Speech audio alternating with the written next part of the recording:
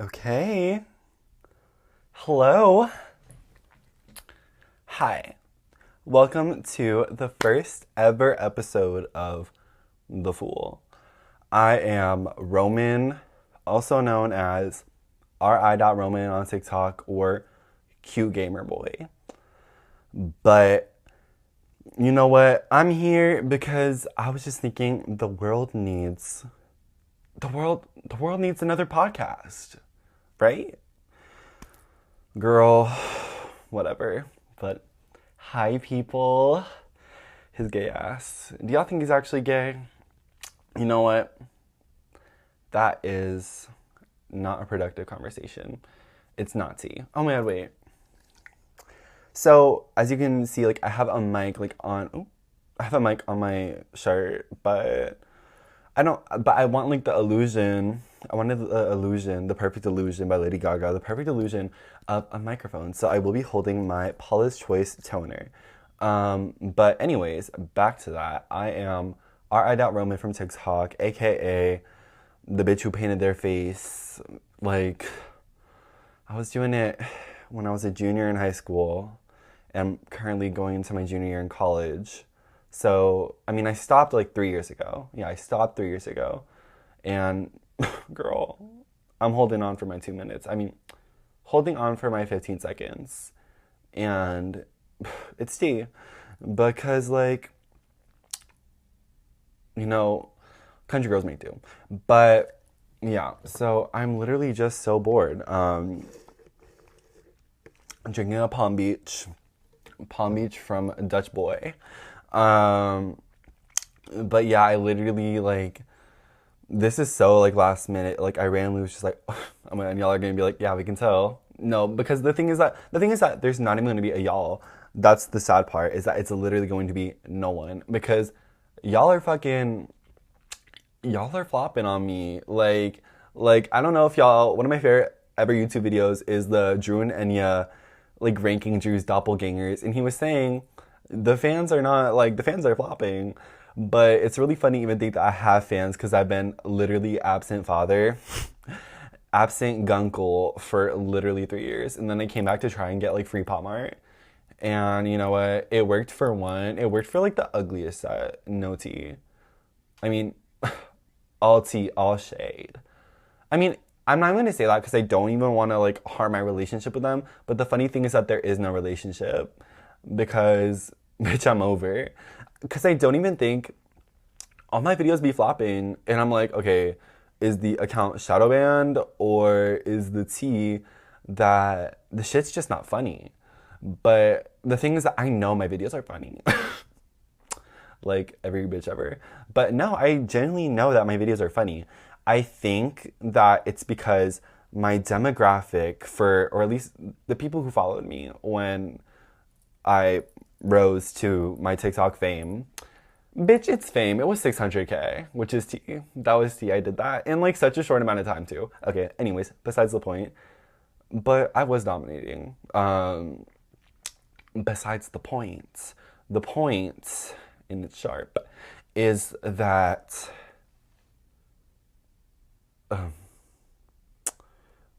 bitch, what was I saying?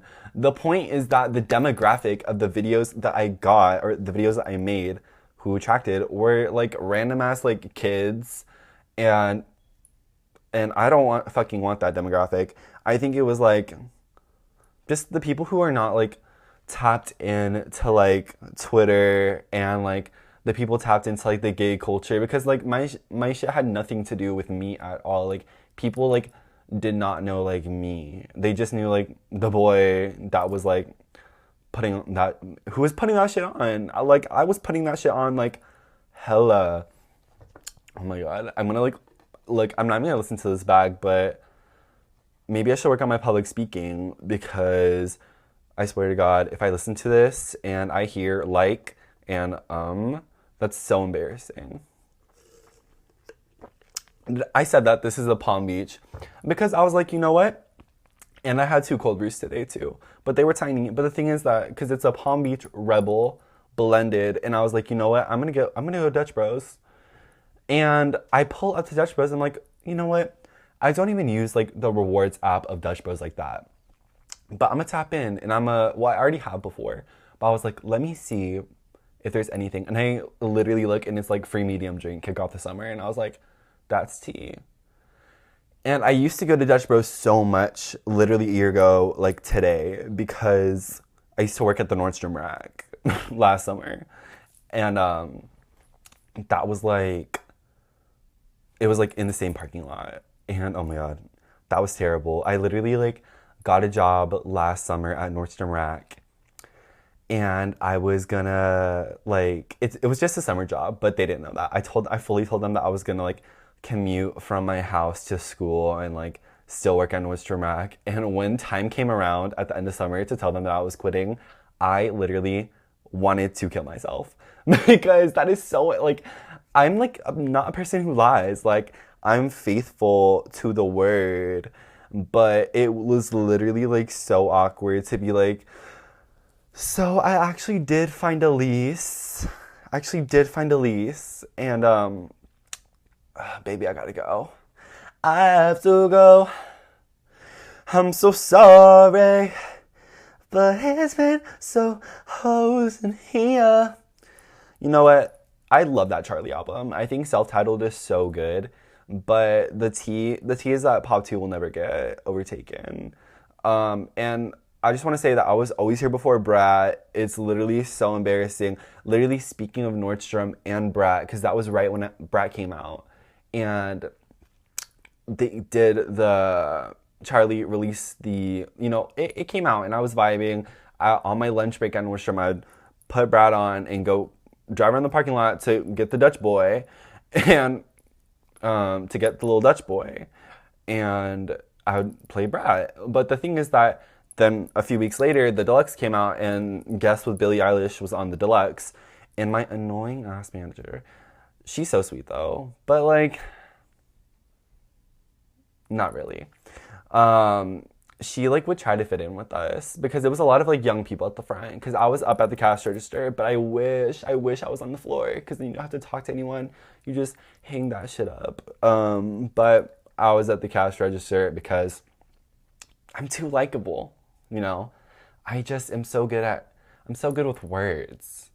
So they put me up there. But she would try and relate to all of us, and it was so annoying. And I'm not one to suck up. Like, I won't. That's a lie. You know what? It's not. Because I fuck with people who, like, don't try and, like, suck up or, like, try and, like, be super extra, like, be themselves. Like, if I see someone just, like, being themselves, like, I'm like, that is thesis. This whole thing is like when that straight guy like takes mushrooms and all of a sudden he like learns like empathy. Like that's like the kind of take that I'm like spewing out. But the point is that she would try and fit in with us and it was really annoying. And she came up to me because I had my phone screen as Brat because bitch I was on it. Hello, hold on. My freaking Brat Stanley, and I've had this, and I was anticipating Brat, and I literally told my coworker at Nordstrom, like 2 weeks before Brat came out, I told her, girl, I said her name, but I'm not going to say her name. I said, girl, Charli XCX is about to release an album, and it's about to change the world. And she said, who's Charli XCX? And I said, hello? The bitch who's playing in the song right now. Don't even get me started on that. I'll come back to that. But we're still kind of on it. So my annoying ass manager who tried to fit in, she would see my lock screen. She saw my Stanley. And this is right when Apple started to do its thing. Okay. It's right when Apple started to do its thing. And then she was like, Roman, did you see Charli XCX's new song with Billie Eilish? And I told her, I said, it's not a new song, it's a remix, and I don't like it. And then I walked away. And she was like, you know what, I'm sorry. And I look back at that, and I'm like, wow, you really did not have to do that. But it was like at that point they were scheduling me like 10-hour, 8-hour shifts at the Nordstrom Rack, and I was so over it. And you might be like, you don't like their guest remix? And I'm like, no. I think that the original is so much better. I don't want to hear Billie Eilish doing ASMR in my fucking ear. No tea, no shade, love to the girl. I'm just not like a Billie Eilish boy. And there's nothing wrong with that. And, you know, that girl she sounds tea, is the thing. And I know y'all are like, wow, you're giving Billie Eilish her flowers. Like, who are you to, like, be doing this? Like, you think you're so cool giving Billie Eilish her flowers. And to that bitch, I say that I can buy my own flowers. Speaking of Miley Cyrus, her album, has anyone even listened to it? I've never listened to Miley like that. I just listen to, like, the only times I've listened to Miley is like is bangers and Malibu. Like, I'm not like a big Miley girl, but like the songs off bangers, like, you know what? I see bangers at Barnes and Noble all the time, and I'm like, do I want to get it? And I'm like, no. But I was like, has anyone listened to that album? Because I see everyone over Twitter being like, y'all are gagging over the wrong album right now. Y'all are gagging over Addison Rae and not Miley Cyrus. And it's like, here's the thing. You know what? Let me not. I'm just gonna, you know, is Miley Cyrus really gaggy?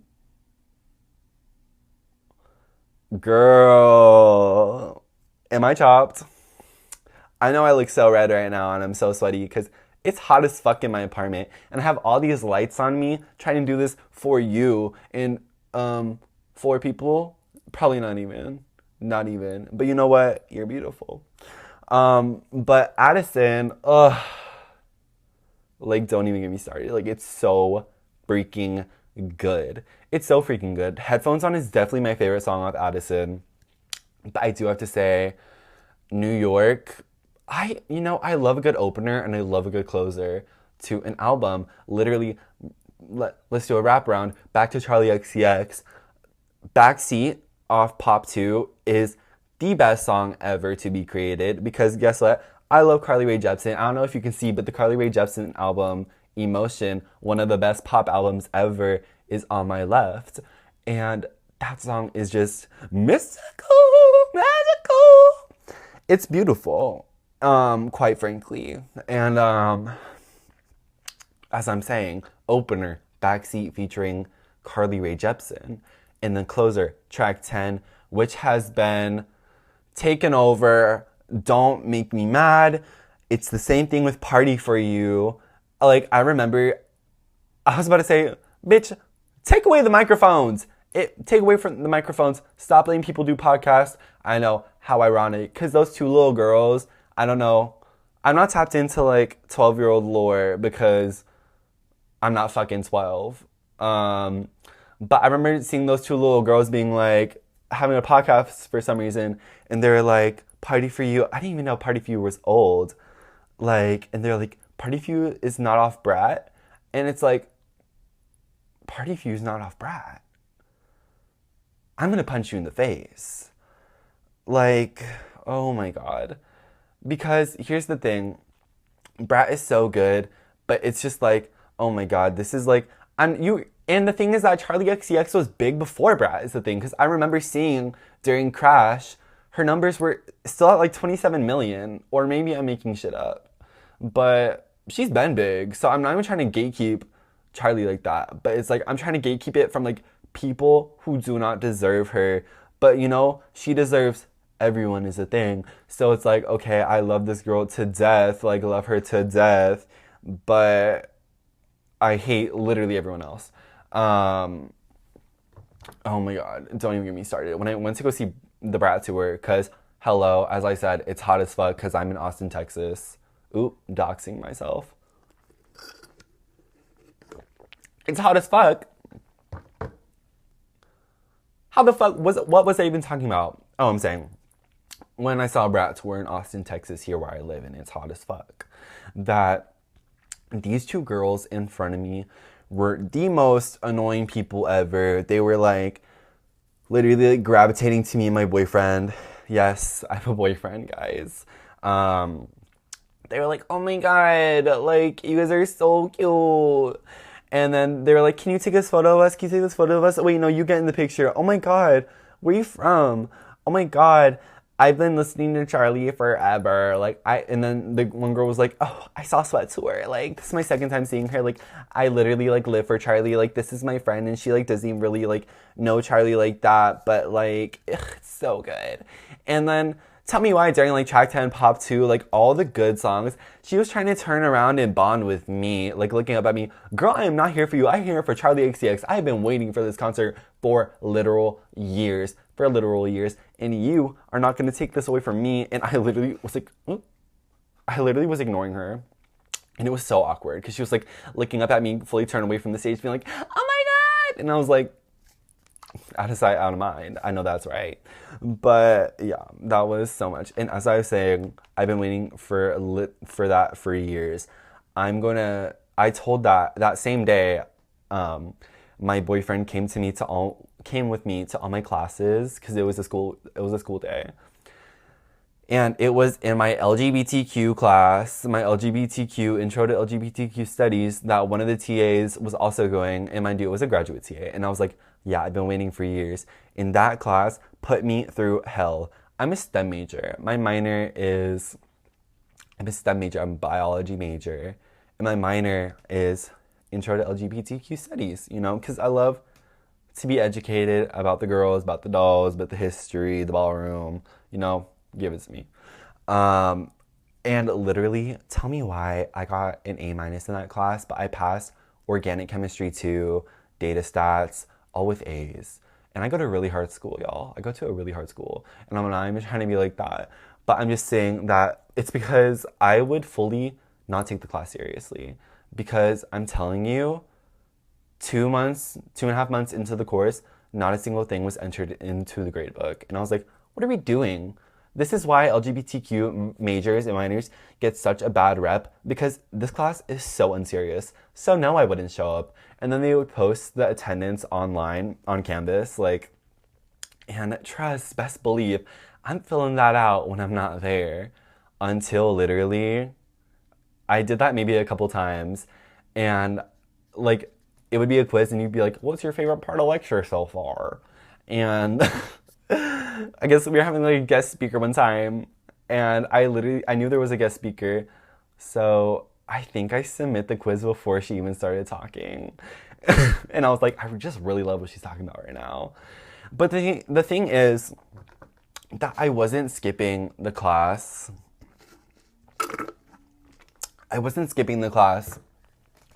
Because I wanted to sleep, or because I wanted to hang out with my boyfriend, or because I wanted to not be in class. I was skipping class because I needed to study for my hard ass exams in my STEM, my major.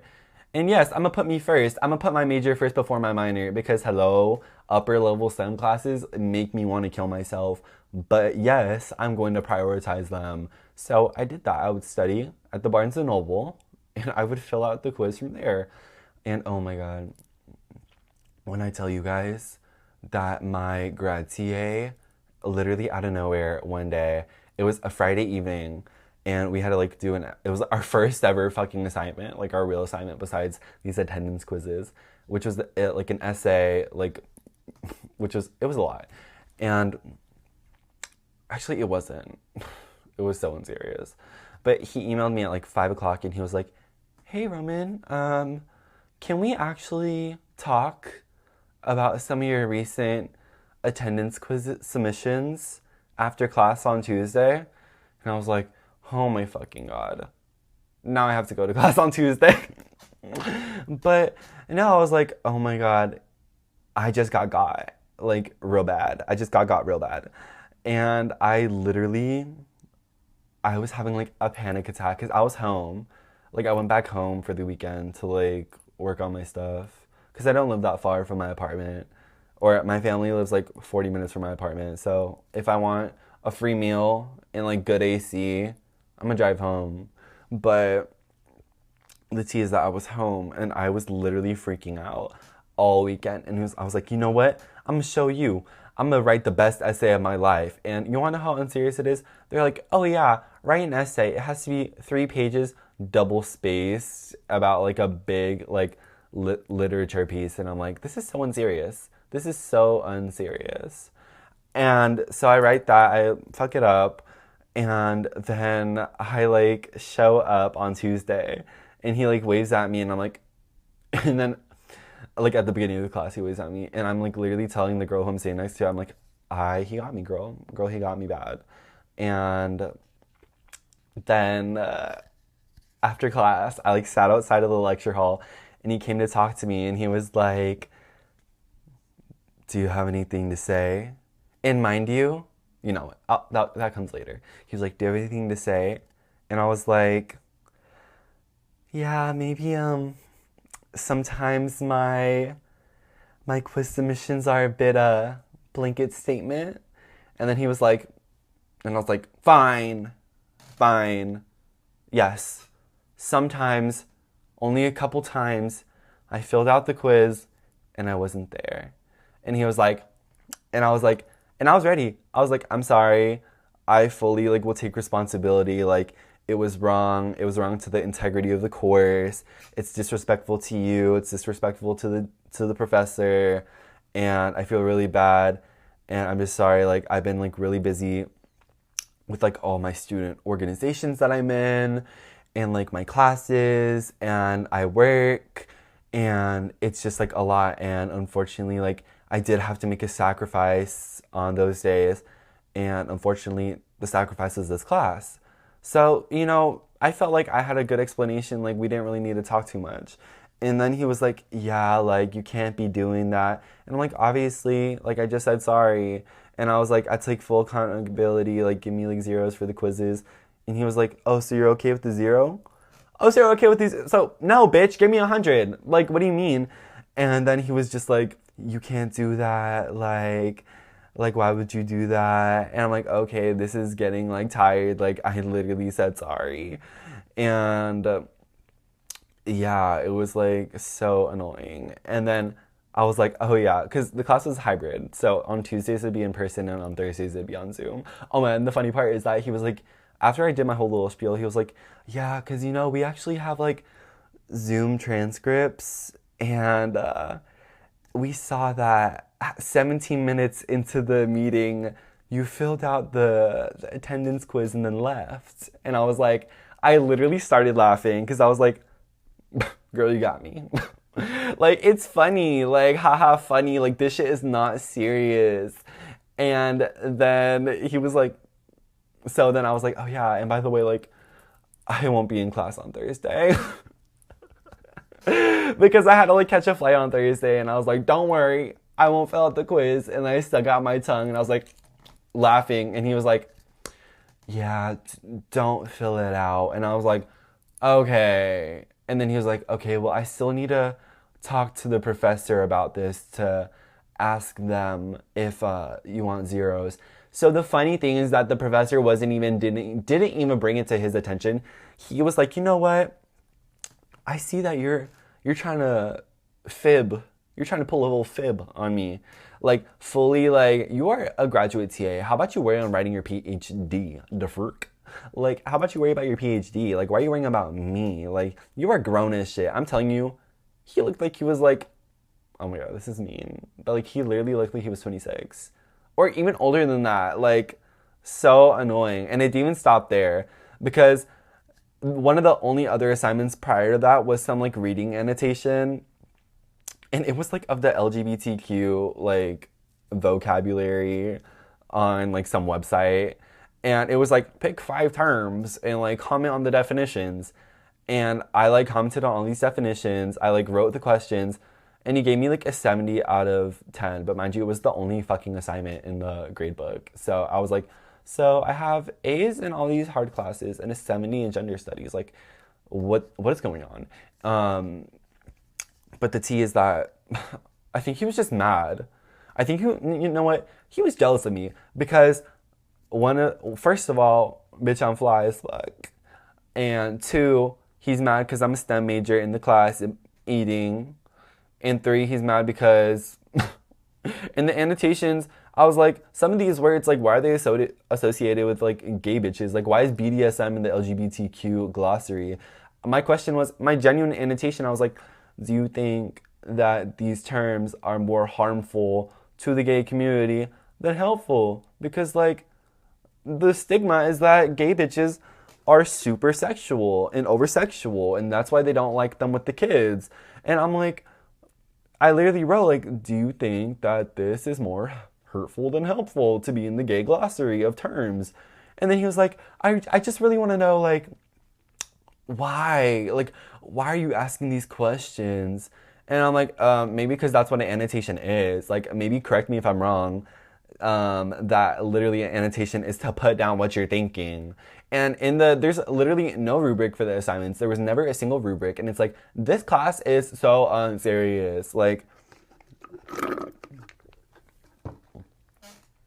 and so basically, he posted the grade to my annotation, the 70%, like a month and a half after.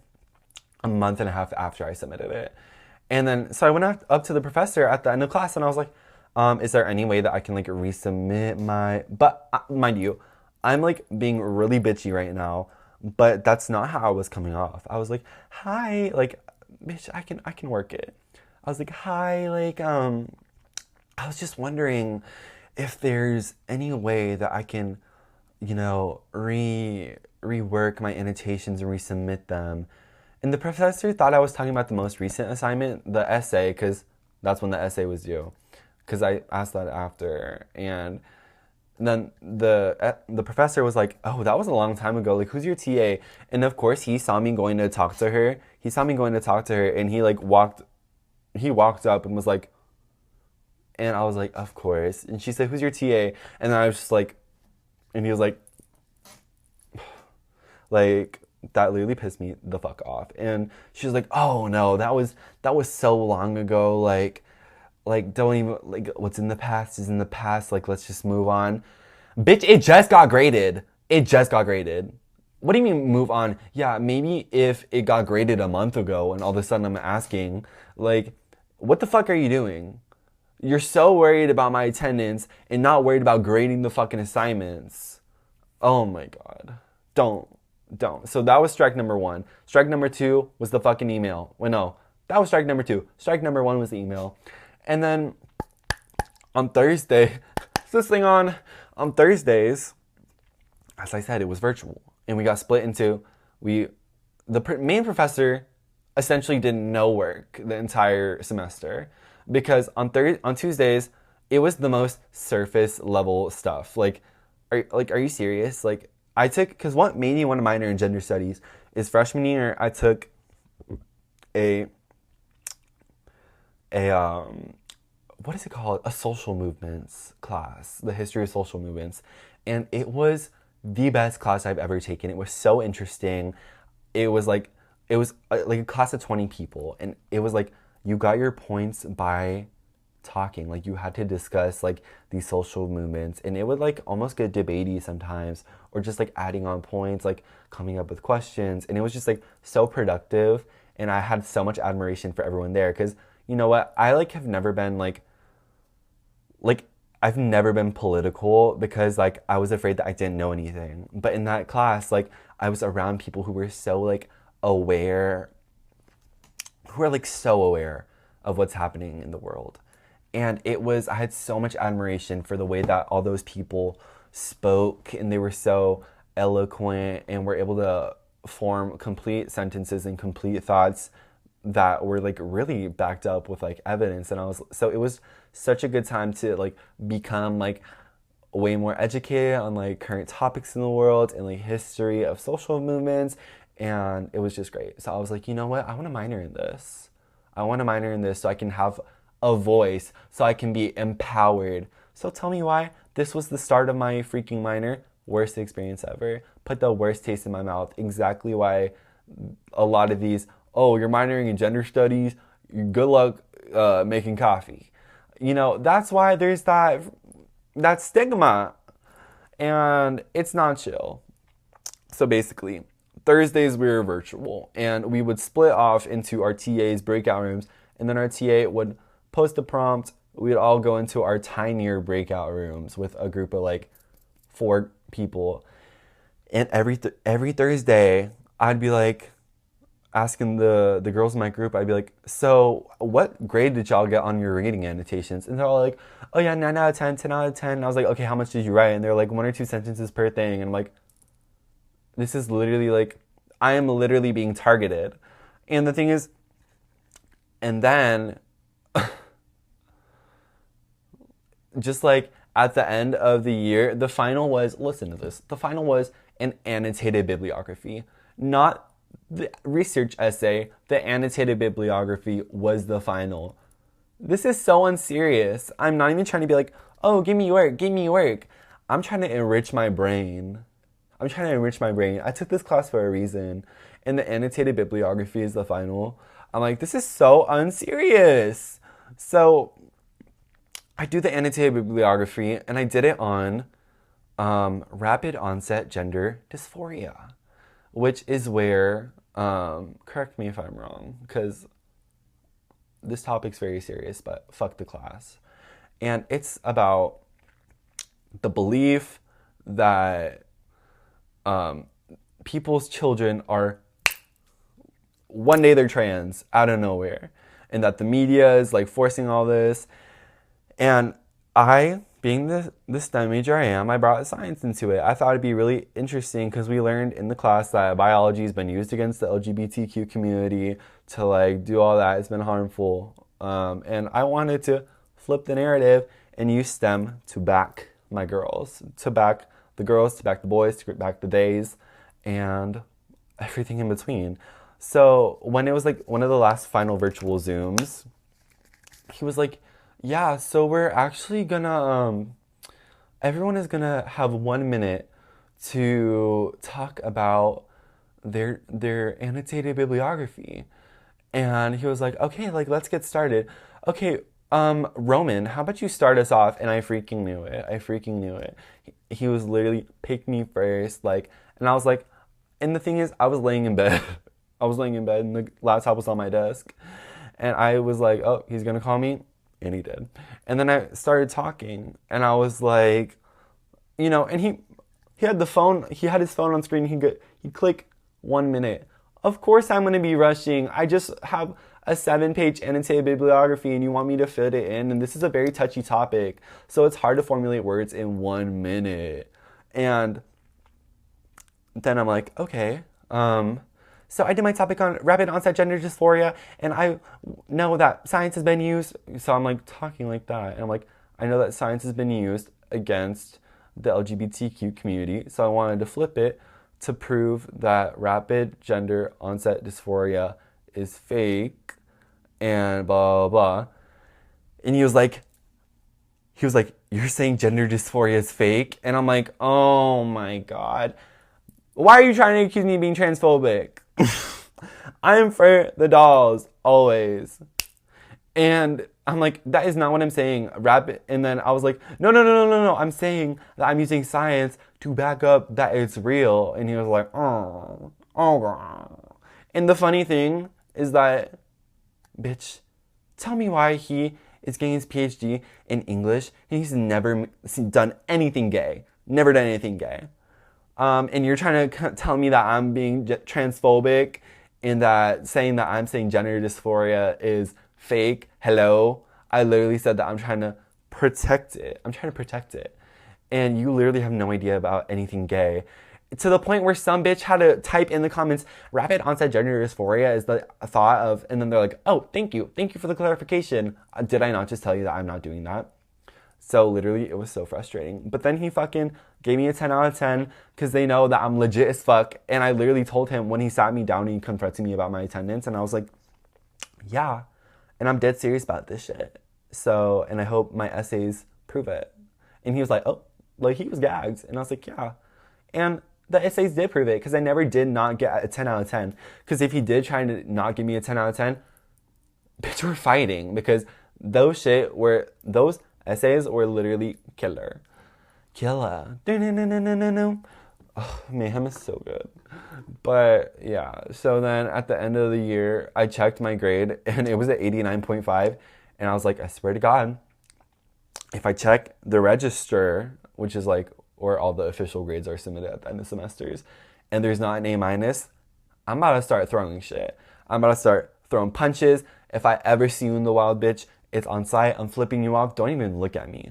You are disgusting. Don't even look at me. And it was A minus, so it was chill. But I was literally ready to fight. Like, tell me why the gay class is the one that gave me the most struggles. Actually, that's a lie. Genetics kicked my ass. But, God, I'm such a nerd. I've been talking about school. But I love school. I'm just going to say it. But this is my last means of escape. Because, you know what? I want to be a doctor. I got to do this shit for a long ass time. So, I'll blow my shit up again. Let's monetize this. But no, I wonder sometimes, I'm like, if I kept on doing my cosplaying and I kept that shit up, where would I be right now? But I was just so tired and it would be so bad for my skin. And that's right when I started senior year. That Lola video was my last ever cosplay, and that was the very beginning of my senior year of high school. And I was like, I'm busy. Like, I was taking hard classes senior year, and then I had to like do all the college applications, which is literally a nightmare. Shoot me in the head. But yeah, so that was my gay class. I didn't even know. Oh, we got on that because I was talking about Charli XCX being an angel. I knew you were no angel, but God, what did I do? Do you remember what I said? It's crazy how like True Romance like really blew up or like popped off again. But IMO Pop 2 it ranks supreme. It's it's hard to put Brat in top 3. I mean, it's so good. 365 is like a masterpiece. But it's just like really hard because I don't even know where it stands. Like I feel like I need like a few years to let the hype die down to kind of actually rank it, you know? But like Pop 2 for sure. Definitely how I'm currently feeling. I've been calling it that for so long, and that's for sure not what the album title is. But at this point, it's a joke with my roommate because I generally don't remember how I'm feeling now, how I'm currently feeling, how I'm feeling. That one, it's C. And then maybe, I'm just gonna go to self-titled because there's so many. And hot take, I actually like Blame It On Your Love with Lizzo. I think it's fun. What happened to fun? Bitches hate fun, and that's literally, that really pissed me off. Like, I hate when I see gay bitches being so serious and trying to be like, I'm so mysterious. That's not tea. It's not tea to be mysterious. You look dumb. Like, oh my God. Like, my roommate, Sapiter is their Instagram title and their music name. I don't know if you can see their CD is in the back. It's the blue one. But he had a little album release party here at the apartment a few weeks ago, and invited like all these people from his like school magazine, and the magazine is pretty legit. I'm telling y'all, it's a super legit magazine on our campus, and all like the really indie cool bitches are in it, and they're all like, like, yeah, like I do makeup, I model, I'm on the video team, I'm on editorial, and literally my skin could not crawl anymore.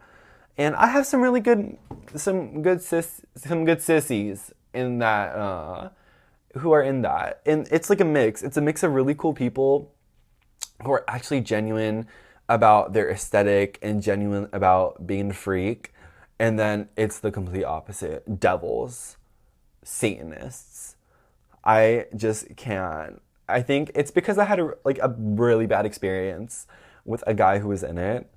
And I literally, when I tell y'all that I'm literally so unexperienced with boys, it's like really crazy because I like had like a fake internet boyfriend when I was in high school.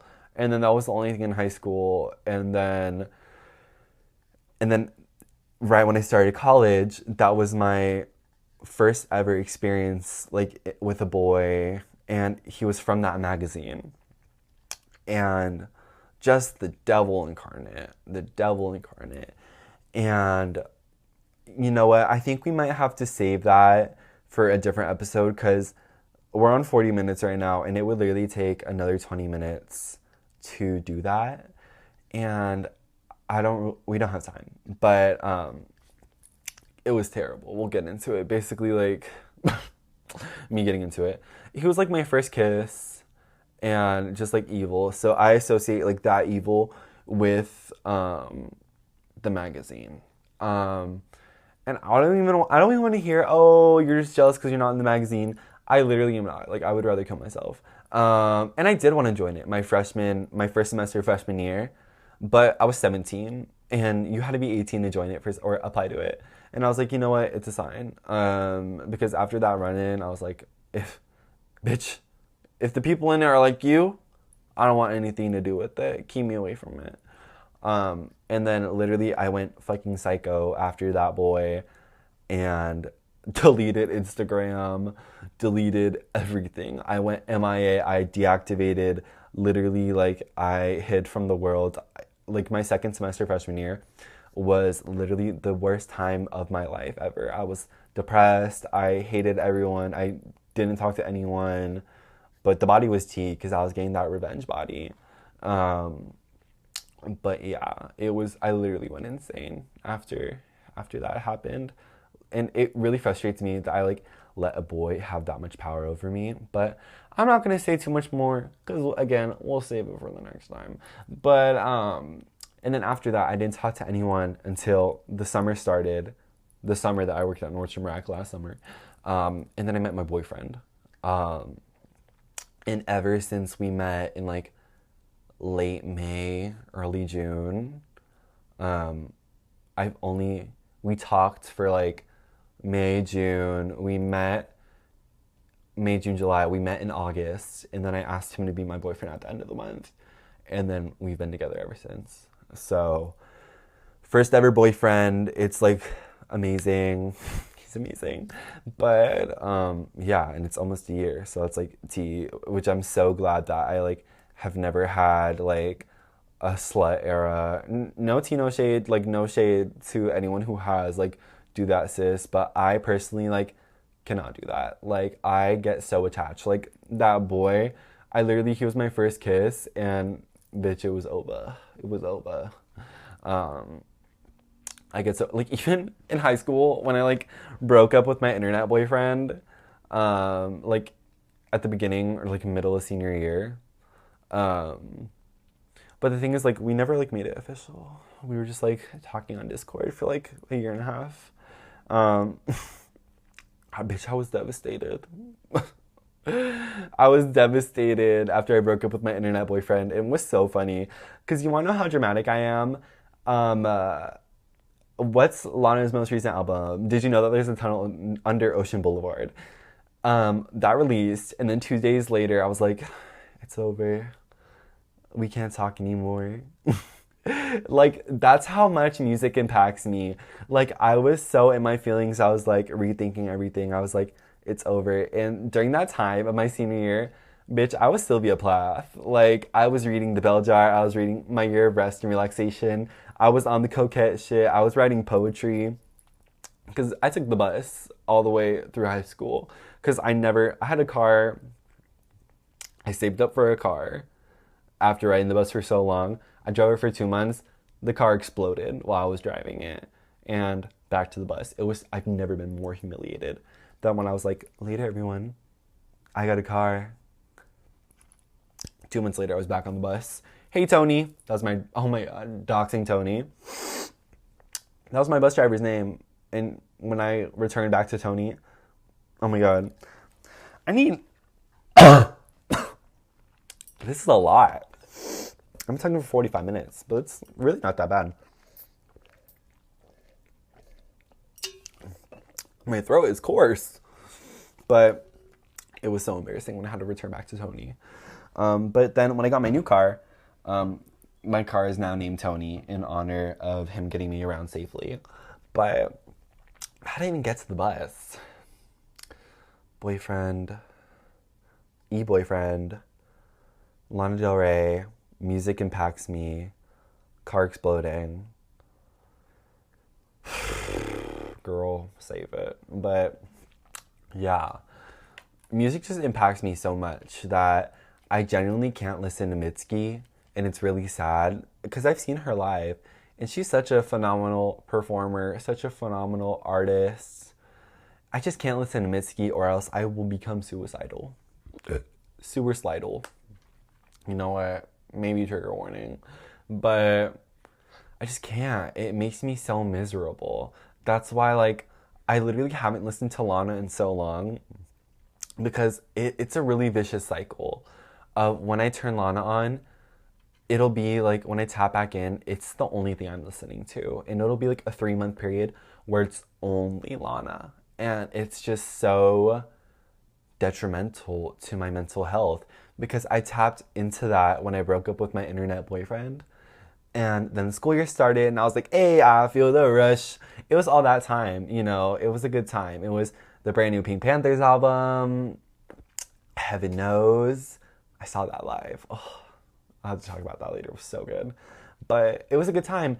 And then the devil entered my life. And then after that, I was listening to Lana again for that 3-month stretch, and I've never been more miserable in my life. Music impacts me so hard, and there was a point where I find sad music really beautiful, but I literally like am just so literally in my notes for episode 1 of the pod because I was like, you know what? Let me take some notes so I can try and have something to bounce off of. And I was like, I literally just wrote down music is life, Beyonce, Kalila, and that's all. Because literally, music is life. I never feel... Oh my god, did the recording stop? Don't. Oh no, okay. I never feel more free and more happy when I'm in my car listening to music.